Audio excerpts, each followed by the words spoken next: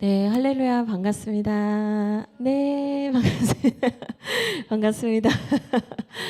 네, 제가 수호하고 이렇게 손 흔들다 보니까 여기도 이렇게 손을 흔들게 돼. 네, 너무 반갑습니다. 한 주도 잘 지내셨죠? 네, 아니요. 우리 박대훈 어린이 저와 신앙 상담 있겠습니다.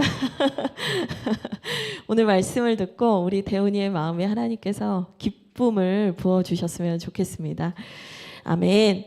네, 오늘 함께 우리 하나님께서 주신 말씀을 먼저 읽을 텐데요. 하박국 3장 17절에서 19절의 말씀입니다. 하박국 3장 17절에서 19절의 말씀 함께 읽겠습니다. 나무가 무성하지 못하며 포도나무에 열매가 없으며 감람나무에 소출이 없으며 밭에 먹을 것이 없으며 우리의 양이 없으며 외양간에 소가 없을지라도 나는 여호와로 말미암아 즐거워하며 나의 구원의 하나님으로 말미암아 기뻐하리로다. 주 여호와는 나의 힘이시라. 나의 발을 사슴과 같게 하사 나를 나의 높은 곳으로 다니게 하시리로다. 이 노래는 지휘하는 사람을 위하여 내 수금에 맞춘 것이니라. 아멘. 감사합니다. 네, 우리는 이 신앙의 여정을 걸어가고 있는 사람들입니다. 이 신앙의 여정을 걸어갈 때 반드시 필요한 게 있는데요. 그게 뭐냐면 믿음이라는 거예요. 믿음이 없이는 신앙의 여정을 절대 완주할 수가 없습니다. 그러니까 믿음이 신앙 여정의 시작점이 되면서 믿음을 갖는 것이 시작이 되면서 동시에 이 믿음이 있어야 끝에 도달하는 거예요. 그러니까 이 믿음이라는 게 얼마나 중요한가 아실 수 있을 거예요. 그래서 성경에서는 특히 예수님께서는 이 믿음에 대하여 말씀을 하실 때 여러 가지로 이제 설명을 해주셨는데 그 중에서 가장 특징적인 게 뭐냐면 믿음은 잘한다는 거예요. 그래서 예수님께서 이제 믿음에 대해서 설명하실 때 작은 믿음 이런 표현도 쓰시고요, 큰 믿음 이런 표현도 쓰시거든요. 그러니까 작다, 크다 이게 말해주는 게 뭐냐? 믿음은 잘한다는 거예요. 그러니까 우리가 신앙 여정을 감에 있어서 이 믿음이 이 신앙 여정과 함께 자라나가지 않으면 어떻게 될까요? 이 여정을 완주하는 게 쉽지 않아지는 거죠. 그래서 우리는 이 믿음이 자라는 것에 대해서 깊은 관심을 가져야 합니다. 그것이 사실은 우리를 살리는 것이고 또 하나님의 나라와 영광을 이루어가는 가장 기본적인 일이 되는 거죠. 그래서 믿음이 자라는 것에 대해서 우리는 참 관심이 많은데요. 여러분, 믿음은 제가 질문 하나 드리겠습니다. 믿음은 내가 열심을 내어서 갖는 것일까요? 아니면 믿음은 하나님의 선물로 주어지는 것일까요? 이제는 뭐 다들 너무 잘하십니다. 네. 믿음은 하나님의 선물로 주어지는 것이죠. 그럼 사실 우리가 할 것이 없는 것처럼 보여요. 그렇죠? 그런데 하나님께서는 이 믿음이라는 것을 하나님께서 선물로 주시는 것인 동시에 우리가 참여할 수 있는 것으로 만들어 놓으셨어요. 그래서 이 믿음이 정말 하나님의 은혜로 전적으로 주어지는 것이긴 하지만 우리가 이 믿음을 얻기 위해서 분투해야 하는, 씨름해야 하는 그 공간을 만들어 두셨다는 거예요. 그래서 여러분, 믿음은 어떻게 자라냐면 쭉 이렇게 자라지 않아요. 네. 비례곡선으로 쭉 자라지 않아요. 그러면 어떻게 자라냐? 믿음은 계단처럼 자라나가요. 그래서 이게 무슨 말이냐면 위로 올라가기는 해요. 하나님 나라를 향해서 점점 올라가기는 해요. 근데 그게 정체기가 있다가 믿음의 도약, 하나님의 선물로 다시 한번 이 정체기를 극복하고 도약하고 다시 정체기를 가다가 또 하나님의 은혜로 이 도약하고 이런 정체기와 도약을 반복해 가면서 하나님 나라를 향해서 가는 게 사실은 믿음의 여정이다라고 할 수 있는 거죠. 그래서 여러분, 중요한 게 뭐냐면 이 정체기를 어떻게 지나가느냐가 신앙 여정에 엄청나게 중요한 거예요. 하나님이 느껴지지 않을 때, 하나님이 함께 하시지 않는 것 같을 때, 하나님이 계시는 것 같기는 한데 하나님께서 왜 악을 허용하시는지 이해가 되지 않는 것 같을 때, 또 하나님이 지금 나와 함께 하시는지 나를 사랑하시는지 느껴지지 않을 때, 이런 것들이 사실은 이제 믿음의 정책이다라고 할 수 있어요. 근데 사실 여기에서 우리가 할 수 있는 게 있을까요? 없을까요? 사실은 없어요. 그럼 우리가 뭘 할 수 있냐? 이 믿음의 정책이 때 우리가 할 수 있는 것은 두 가지가 있어요. 첫 번째는 인내하는 거예요. 기다리는 거예요. 두 번째는 뭐냐면 우리가 이 정책이 할 수 있는 게 뭐냐면 하나님과 다투는 거예요. 이상한 말 같은데 하나님과 씨름하는 거예요. 우리는 이걸 뭐라고 하냐면 기도라고 말해요. 이 시기에는 인내하면서 하나님의 때를 기다리면서 내가 지금 이걸 넘어설 수 없는 이 수준에 있는데 그것을 도약하게 하실 하나님의 은혜를 기다리면서 내가 할 수 있는 것은 뭐냐면 씨름하며 기도하는 거예요. 여러분, 근데 그 씨름하며 기도할 때요, 우리가 하나님 앞에 정말 정직해야 되거든요. 내가 이제 하나님께 이제 괜찮은 척, 뭐 이렇게 하나님한테 이렇게 정중한 척 이렇게 하면서는 이 정체기를 지나가는 것이 너무나 어려워요. 사실은 내가 정말 하나님께 하고 싶은 말씀을 올려드릴 수 있어야 돼요. 오늘 우리가 함께 보는 이 말씀에 이 하박국서의 이름은 한 선지자의 이름이거든요. 하박국이라는 사람의 이름이에요. 근데 이 하박국이라는 사람의 이름의 뜻이 뭐냐면 껴안는 자, 매달리는 자라는 뜻이 있어요. 그러니까 이 하박국은 어떤 사람이었냐면 하나님 앞에서 이 믿음의 정체기를 씨름하면서 막 바짓가랑이를 붙들고 늘어지면서 하나님 앞에서 호소하면서 지나갔던 한 사람이에요. 그래서 이 하박국서는 딱 3장밖에 없거든요. 정말 이 3장밖에 없고 이 짧은 그 예언의 말씀 가운데 하박국이 담아내고 있는, 기록하고 있는 내용을 대체로 보면 다 뭐냐면 하박국이 의문을 가지고 하나님께 씨름하면서 투쟁하면서 하나님께 이해할 수 없습니다. 도무지 저는 납득하지 못하겠습니다라고 묻고 하나님께서 알려주신 답변을 그저 적고 있는 거예요. 그래서 1장과 2장은 하박국의 질문 두 가지와 하나님의 응답이 적혀 있고요. 3장은 하박국이 그 하나님의 응답을 듣고 나서 비로소 하나님께 예배하고 찬양하는 내용이 적혀 있습니다. 그러니까 오늘 우리가 본 말씀은 그 하박국이 하나님을 찬양하면서 그 정체기를 뛰어넘어서 믿음의 도약이 일어나서 하나님께 올려드린 놀라운 찬양의 고백인 거죠. 이 하박국의 고백, 하박국의 발음이 어렵네요. 하박국의 고백을 보면 이 3장 17절에서 19절을 보면 얼마나 담대한 믿음을 가지고 있어요. 내가 비록 무엇이 없어도. 오늘 17절에 없으며 없으며 없으며 이런 표현이요, 무려 5번이나 나오고 못하며까지 치면은 한 구절 안에 6번이나 나오거든요. 내가 이런 것이 없고 내가 이런 것이 없고 내가 이런 것이 없고 내가 이것도 없고 내가 심지어 이것도 없을지라도 나는 하나님으로 말미암아 기뻐하고 찬양하겠습니다. 놀라운 믿음의 고백을 하는 거예요. 근데 이 믿음의 도약이 일어나서 이 놀라운 찬양을 하기까지 하박국에게 뭐가 있었다는 거예요? 씨름과 투쟁이 있었다는 거예요. 그러니까 여러분, 이 씨름과 투쟁을 그냥 패스하고 생략하고 넘어갈 수 있는 사람은 아무도 없어요. 하나님께서 이 하박국 선지자를 통해서 이 말씀을 기록하신 이유는 뭐냐면 우리가 이 하박국의 믿음에까지 자라기를 너무나 원하셔요. 우리의 믿음이 큰 믿음 되길 원하세요. 근데 그 과정에서 이런 씨름이 있을 것이다 라는 것을 우리에게 가르쳐 주시는 거죠. 그러면 하박국이 겪었던 씨름은 뭐냐?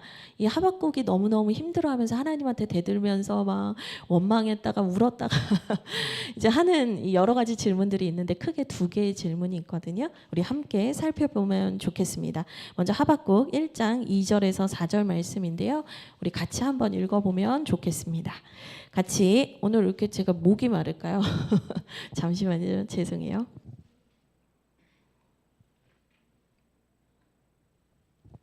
하박국 1장 2절에서 4절 말씀 함께 읽겠습니다. 시작. 여호와여, 내가 부르짖어도 주께서 듣지 아니하시니 어느 때까지리이까? 내가 강포로 말미암아 외쳐도 주께서 구원하지 아니하시나이다. 어찌하여 내게 죄악을 보게 하시며 패역을 눈으로 보게 하시나이까? 겁탈과 강포가 내 앞에 있고 변론과 분쟁이 일어났나이다. 이러므로 율법이 해이하고 정의가 전혀 시행되지 못하오니 이는 악인이 의인을 애워쌌으므로 정의가 굽게 행하여 짐이니이다. 아멘. 뭔가 무슨 말인지는 잘 모르겠지만 뭔가 안 좋은 얘기네. 이건 느껴지실 거예요.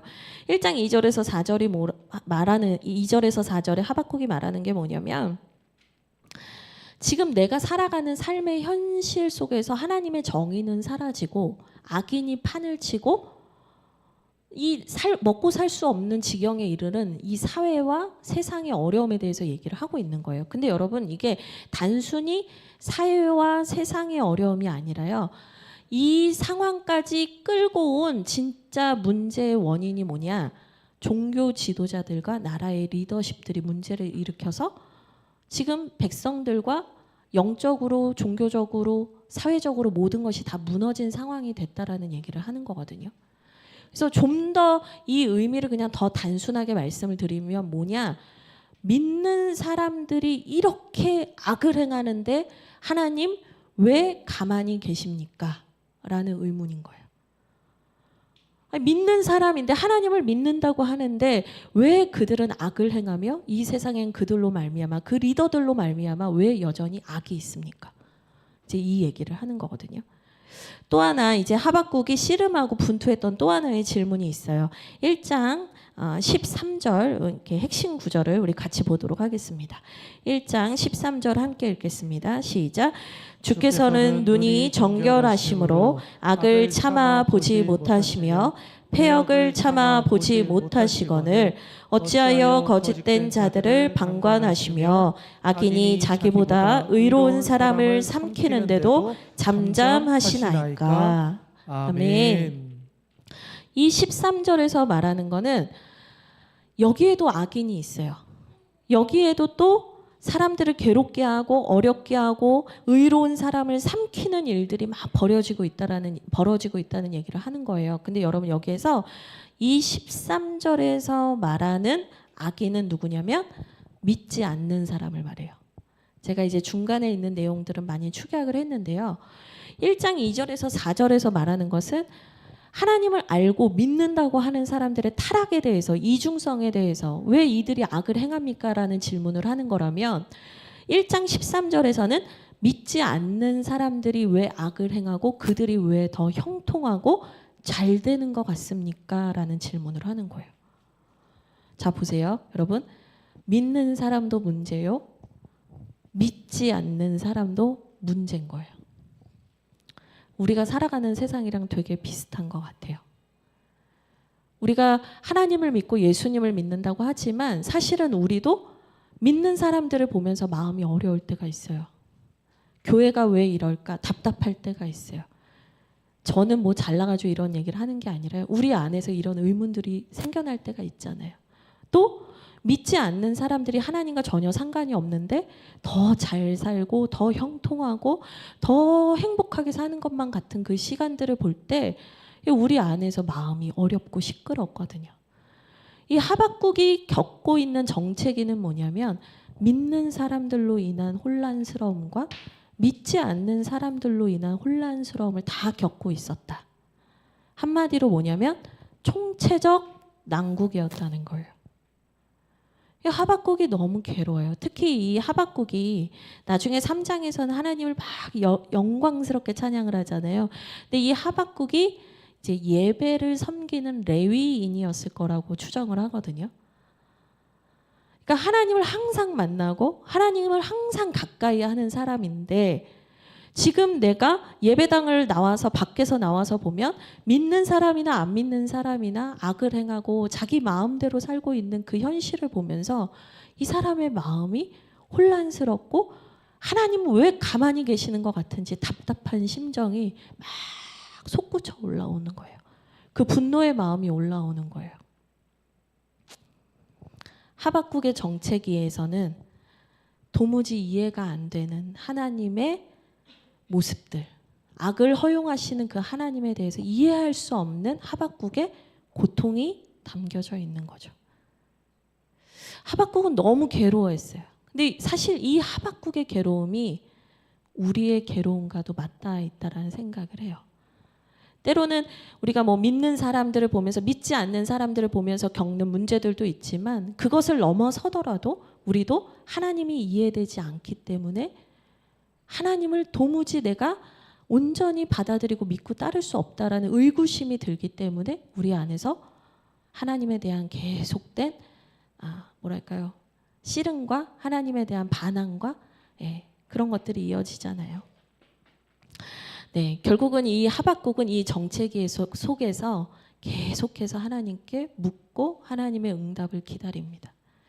근데 감사한 것은 뭐냐면 결론은 뭐냐면 17절 19절에 보면 이 하박국이 결국에는 이 믿음의 씨름과 고통의 시간을 지나서 결국에는 하나님의 응답을 받게 된다는 거예요.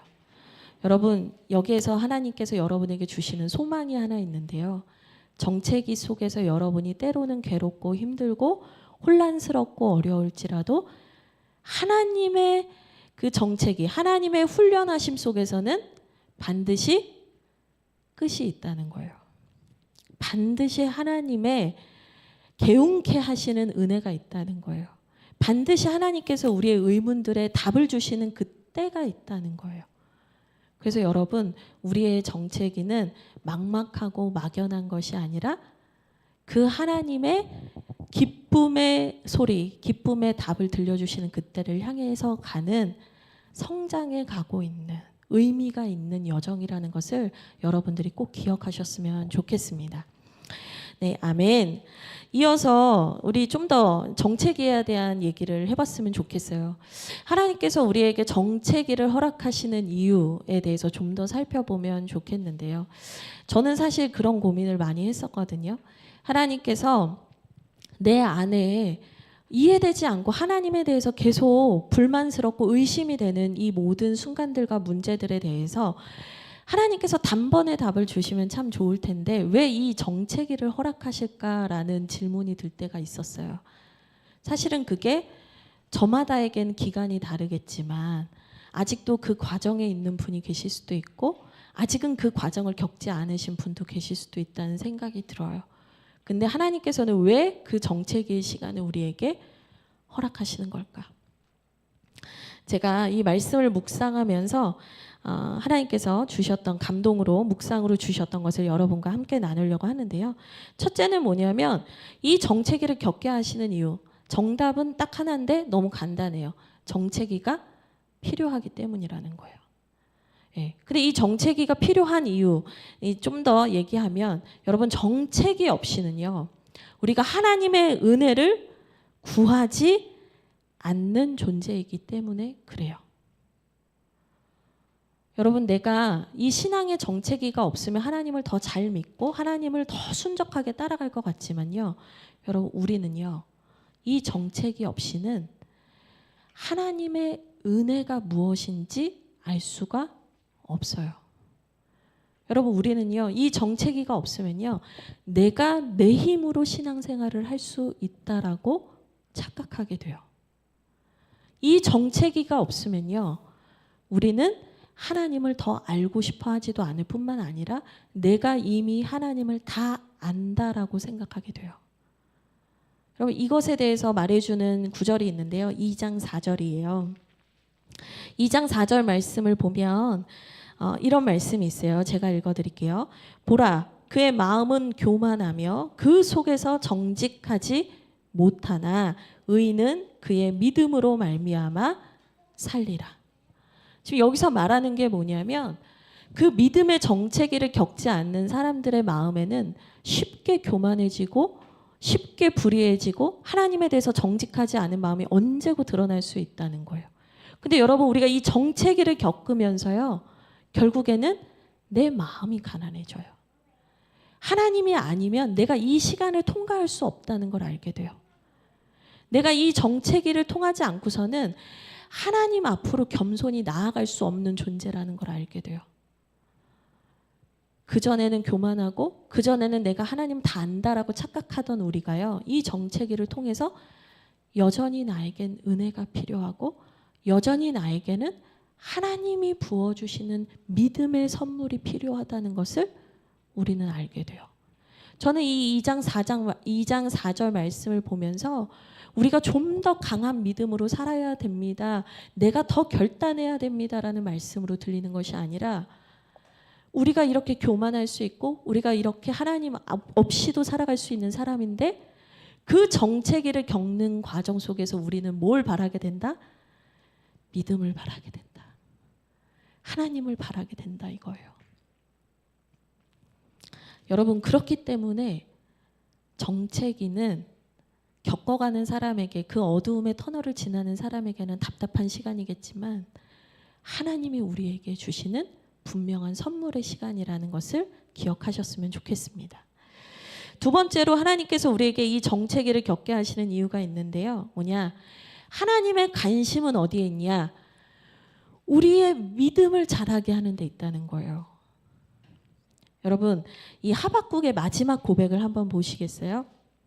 17절에 보면 그 1장에서 이제 하나님께 막 격렬하게 대들던 하박국의 모습은 없어요. 겸손하고 순한 양이 된 하박국만 남아있죠. 근데 하박국이 뭐라고 하냐면 비록 무화과 나무가 무성하지 못하고 포도나무에 열매가 없고 감람나무에 소출이 없고 밭에 먹을 것이 없으며 우리의 양이 없고 외양간에 소가 없을지라도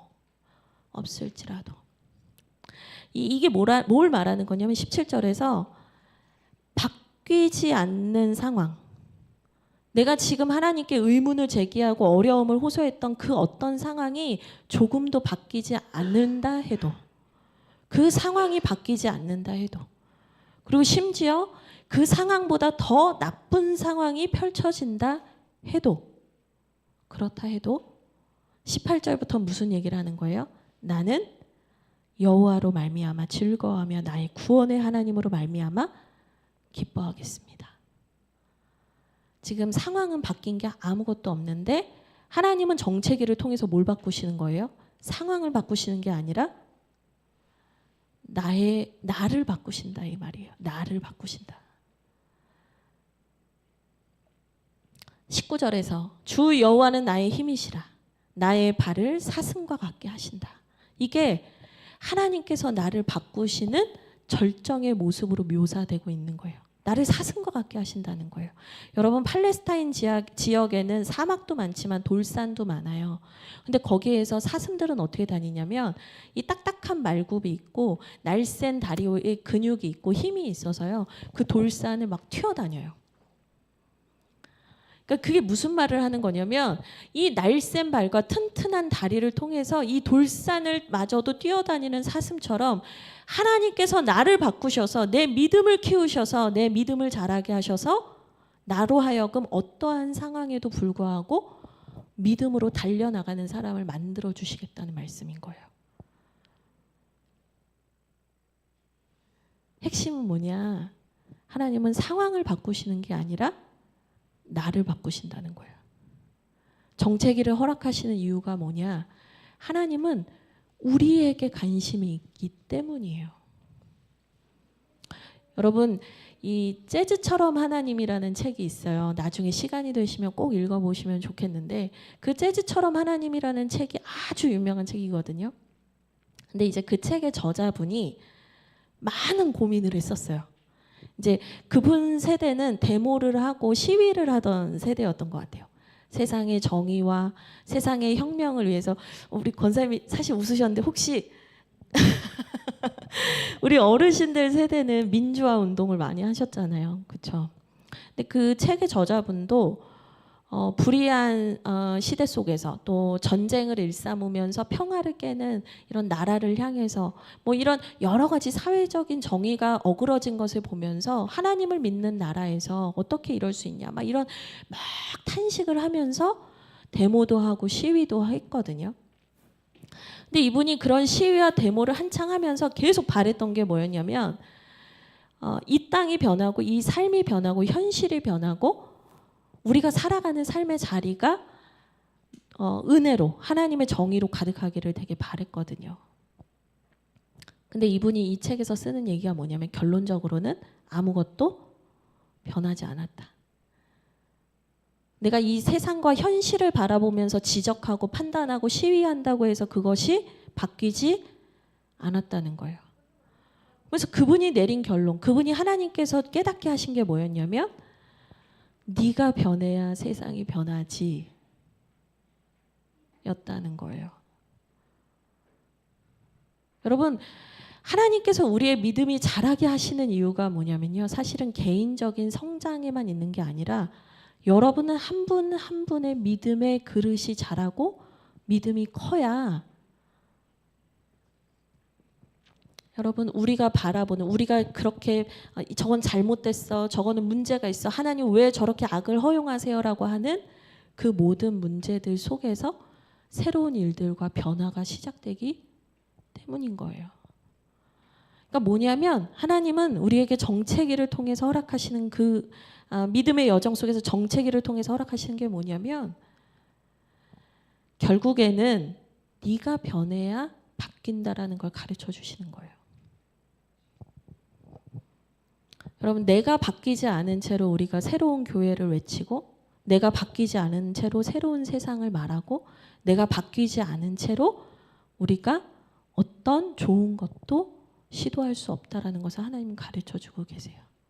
그래서 여러분 우리가 하나님 안에서 내가 누구인지를 바라보고 하나님 안에서 내 자신의 연약함과 문제를 깨닫게 되고 하나님께서 나를 바꾸시는 그 과정을 경험한 사람만이 여러분 신앙적으로도 내가 이 모든 상황을 초월하는 믿음의 고백을 할 수 있지만 하나님은 항상 그 사람을 통해서 우리가 문제라고 생각하는 삶의 여러 자리들을 바꾸어 가신다라는 거예요. 여러분 저는 이게 하박국이 단순히 개인적으로 내가 이런 부분들이 곤란했고 이런 시름이 있었고 문제가 있었는데 하나님을 만나고 나니 나는 이 문제에서 혼자 개운해졌다라는 것을 말해주는 본문이 아니라고 생각해요. 하나님은 이렇게 변화된 사람 나를 바꾸신 하나님을 통해서 그 믿음이 성장하고 그 믿음의 지경이 넓어져서 달라진 사람을 통해서 하나님은 어그러지고 망가진 것들을 회복하기 원하신다라는 거예요. 여러분 그렇기 때문에 우리는 믿음의 정체기를 지날 때 인내하며 기도하며 씨름하며 내 자신이 하나님 앞에서 다루어지는 훈련되어지는 과정도 겪어야겠지만 결국에는 나에게 오롯이 집중하는 것 같은 그 시간이 결국에는 내 주변을 바꾸는 일이 된다는 거예요. 오늘 말씀 3장 1절을 보시면 이 하박국이 믿음의 고백, 믿음의 진보를 일으키고 믿음의 도약이 일어나서 이런 고백들을 하기 전에 1절에서 뭐라고 하냐면 주여 주는 주의 일을 이 수년 내에 부흥하게 하옵소서라는 말을 하면서 하나님 나라의 부흥에 대한 얘기를 하고 있어요. 근데 여러분 부흥은요 세상이 바뀌면 오는 게 아니에요. 부흥은 내가 바뀔 때 일어나는 거예요. 내 믿음의 성장이 이루어지고 내가 하나님의 은혜로 말미암아 내 믿음이 또 다른 차원으로 진보하게 될 때, 성장하게 될 때, 우리가 하나님 앞에서 내가 누구인지 알게 될 때 그때요 개인에게 이 부흥이 먼저 임하고 하나님 나라의 부흥이 확산되어 가는 거라는 거예요. 여러분 절대로 부흥은 저 멀리 있는 누군가에게서 일어나는 것이 아니에요. 우리의 평범해 보이는 믿음의 여정 속에서 부흥은 어느 날 갑자기 하나님께서 부어주시고 그 사람을 통해서 확산되어 가는 것. 여러분은 그것을 기억하셔야 됩니다. 이제 말씀을 정리하려고 하는데요. 먼저는 여러분 믿음은 잘하는 것이죠. 예, 믿음은 정체되어 있기도 하지만 계속해서 사실은 하나님의 은혜로 말미암아 자라는 거예요. 근데 여러분 우리가 믿음의 정체기를 지날 때 내가 이 믿음의 여정을 포기해 버리면 우리는 그 상태에서 멈춰 있게 돼요. 우리는 그 믿음의 정체기를 잘 보내야 돼요. 근데 그 믿음의 정체기를 보내는 방법은 뭐냐면 인내하면서 기도하는 거예요. 근데 그 기도가 아름다운 기도나 그냥 내가 할 수 있는 그냥 평범한 기도가 아니라 내 안에서 일으켜지는 하나님과 함께 부대끼는 믿음의 씨름들이 있어야 한다라는 것이죠. 그리고 이 믿음의 씨름을 통해서 하나님께서 결국에는 우리에게 도달하게 하시는 곳이 있는데 그것은 결국에 3장 17절과 19절에서 말하는 어떤 상황에도 굴하지 않고 하나님을 믿고 찬양하게 되는 그 믿음으로까지 우리를 자라게 하기를 원하신다라는 겁니다. 특별히 하나님께서는 우리에게 허락하기 원하시는 그 믿음이요. 상황을 변화시키시는 것이 아니라 나 자신을 변화시키시는 거라는 것. 여러분 꼭 기억하셨으면 좋겠고 특별히 하나님께서 우리를 통해서 주시는 부흥은 결국에는 나 개인에게 집중되어 있고 내 믿음의 실은 같지만 결국엔 나를 변화시키셔서 우리의 삶의 자리와 사회와 우리가 처한 모든 곳에 놀라운 하나님의 부흥이 확산되어 가도록 하나님께서는 이끄시는 분이라는 거예요. 여러분 부흥은 절대로 남에게 임하는 것이 아니라 나에게 먼저 임하는 것입니다. 여러분이 모두 이 17절에서 19절의 말씀, 이 고백을 하는 믿음의 성장과 믿음의 거목들이 되시기를 주님의 이름으로 축복드립니다. 여러분의 개인의 믿음의 싸움이 결국에는 우리가 부조리하다라고 느끼고 혼란스럽다라고 느끼는 이 세상의 아픔 속에 하나님 나라의 부흥으로 나타나기를 주님의 이름으로 축복드립니다. 아멘. 우리 함께 같이 기도하겠습니다. 네, 먼저는 기도하실 때